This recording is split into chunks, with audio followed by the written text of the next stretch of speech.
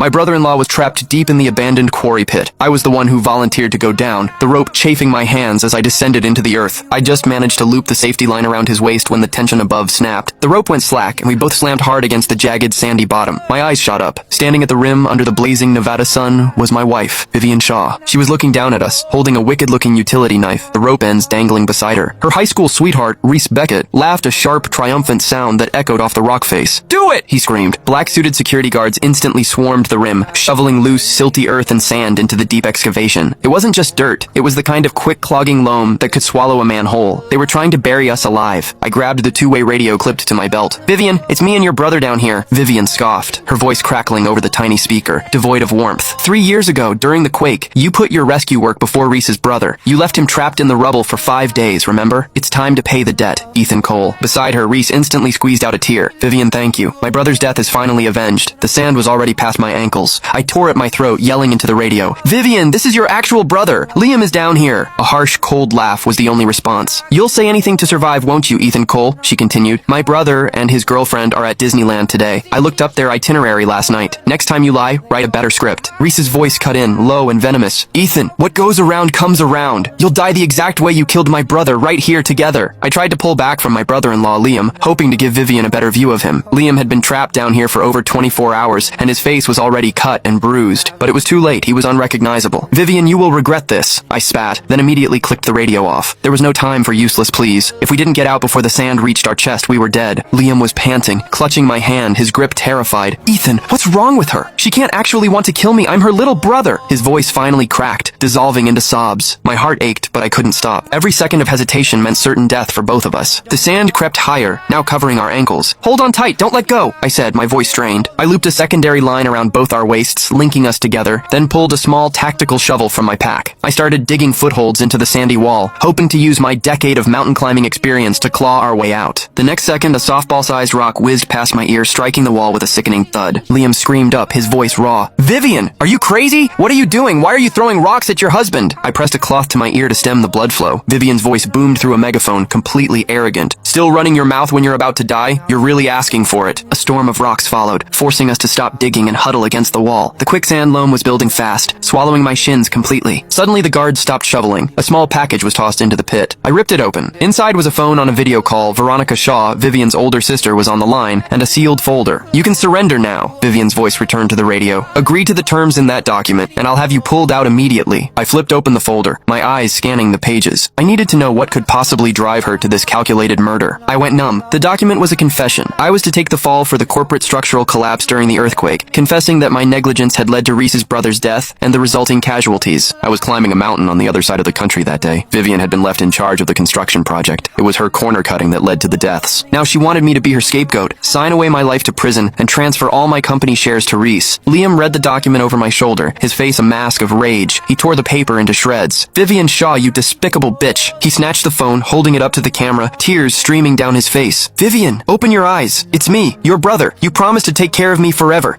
Get down here and save me. I won't let Ethan sign that." A wave of bitter sadness washed over me. In the 5 years of my marriage, Liam and I had become closer than brothers. He was the only good part of this family. Vivian spat into the radio. "You look like a freak show and you're trying to impersonate my brother? Pathetic. My brother is tall and handsome. You're a wreck, and you can't compare." She paused. "Ethan Cole, my patience is gone. Sign it or you die." The guards began shoveling with renewed force. A set of keys, mixed in the dirt, sliced open Liam's arm. "Make a decision. Next time it's a knife." "Liam!" I tore off a piece of my shirt and wrapped the gash, then glared up at my wife. "Do you really think this plan is flawless?" I asked, my voice dangerously calm. Vivian chuckled. "And if it is, nobody can save you now." I pointed to Reese, standing smugly next to her. "Someone's borrowing your rage to settle their score. You think you're a warrior fighting for love, but you're just a dog on his leash." "Who are you calling a murderer?" Reese snapped. "You know damn well who. You keep this up and you'll regret everything." Reese didn't hesitate. He grabbed another stone and hurled it at us. "Vivian, don't listen to his bullsh. He's just stalling for time until backup arrives. Bury him." Vivian instantly lost her focus and her temper. "Didn't you eat this morning? Shovel harder, damn it." The guards went into a frenzy. The quicksand was past our thighs. I reached into my pack and pulled out a small aerosol can. I threw it up with every ounce of strength I had left. It arced perfectly, landing just at the feet of the lead guard. Vivian burst into laughter. "Bear spray? Really? Ethan Cole, you're a genius with a degree, but can one canister stop 10 men? The sand was now covering my stomach. Liam was pressed against my waist, his tears soaking the back of my shirt. The nozzle on the canister automatically deployed, releasing a powerful, concentrated jet of chemical agent. "Vivian," I gasped. "Do you know how much concentrated military-grade pepper extract I put in that thing? Vivian's brow furrowed, but before she could speak, the 10 guards at the rim were collapsing, convulsing and screaming, 2 of them plummeting into the pit. Reese was now coughing uncontrollably. The smoke was a weapon I hadn't expected to use, but it had bought us precious time. I seized the moment, hoisting Liam onto my back and scrambling up the wall. 10 years of dedicated climbing made the ascent difficult, but possible. But the furious sound of Vivian's voice was back on the radio. "Ethan Cole, are you so arrogant you think that's enough?" The video feed shook as she pulled a heavy-duty entrenching tool from her car. She raised the shovel high over her head and brought it down, aiming directly at us. I couldn't let go. If I fell, Liam would be crushed. He was tied to my back. The shovel slammed directly into Liam's shoulder. His scream was a terrible wet sound of flesh tearing. He went instantly unconscious. "You bastard!" Vivian shrieked. "Don't tell him not to sign! See how many more hits you can take!" She swung twice more. I screamed through the agony, narrowly dodging the blows with my forearm. Liam's attempt to stabilize the company, to soothe the angry victims, had led him here, a sacrificial lamb in this brutal family feud. I roared into the phone. "Vivian! Your brother is dying!" She lit a cigarette, slowly exhaling a cloud of smoke. "Still lying in the face of death. If you really want to save him, sign the documents." "Fine, I'll sign it. It was all my fault." Without hesitation, I scrambled down just far enough to retrieve the documents and the pen she tossed down. I signed the confession. "It's signed! Now get us out!" Liam roused slightly with the jostling, saw the signature, and choked out a cry. "You're not human, Vivian! I'm your brother!" Vivian reeled in the document with a thin cord and inspected it. Satisfied, she pulled a small, custom-made throwing knife from her belt. "You still have the nerve to insult me? You need to be taught a lesson." She took aim at my head. We were exhausted, our guard down. She flicked her wrist. Liam, behind me, saw the flash. He threw his good arm forward to intercept the blade.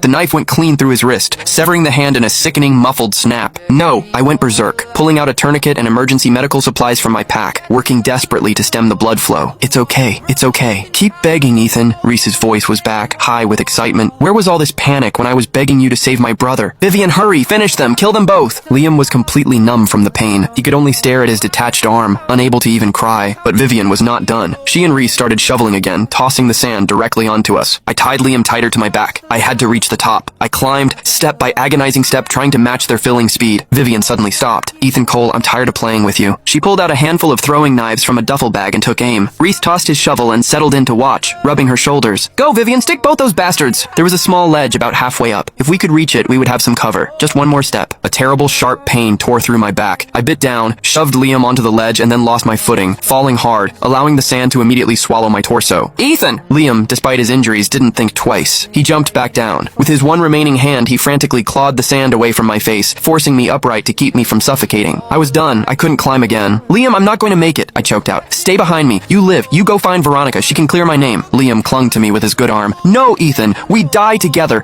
I don't want to look at that animal again." Even injured, I was stronger. Ignoring his cries, I tied him firmly to my chest. If only one of us could live, it had to be him. He stopped struggling, a terrible look of surrender in his eyes. "It's all right, Ethan. I still have one hand. I can use it to block anything else she throws." I didn't contradict his foolish bravery. I felt only a self-mocking pity. I had worked for this family for years, only to be murdered by my own wife. Vivian stood directly over us, the cluster of knives suspended over Liam's head. I had no strength left, no plan. I flipped the phone camera to face Liam's mangled form. "Vivian, please, for the last time, look at him. I'm not lying. This is your brother." Vivian rolled her eyes impatient. "Ethan Cole, you're delusional. You're about to die." Reese's voice was sickeningly sweet. "Vivian, he's trying to play on your guilt. Your brother is a Shaw, not some dirt-covered tramp. He's waiting for the fireworks at the park. Now you and your brother can go to hell." "No."